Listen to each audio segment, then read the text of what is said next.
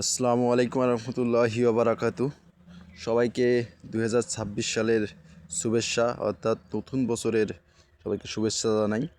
সেই সাথে 26 সাল পড়ার পর থেকে আজ 3 জানুয়ারি।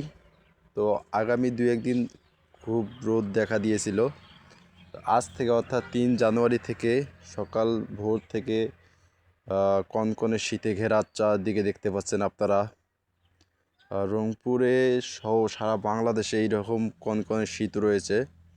আপনাদেরকে যদি আমি একটু দেখাই, রাস্তার কী অবস্থা যদি দেখাই একটু, অর্থাৎ main road, Bogura highway road, সেখানেও কনকনে শীত এবং কিচ্ছু দেখা যাচ্ছে না। শীত পড়তেছে প্রচুর, গাড়ি কোন দিক থেকে আসতেছে তা ভালোভাবে বোঝা যাচ্ছে না।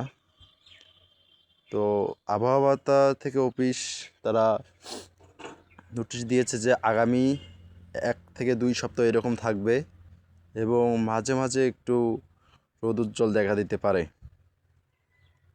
তো আশা করা যাচ্ছে যে আগামীতে কয়েকদিন পর আরও খুব ঠান্ডা নেমে আসতেছে, অর্থাৎ যাকে বলা হয়েছে মাঘের জারে নাকি বাঘ কান্দে, হয়তো আমরা তা দেখতে পাবো সামনে।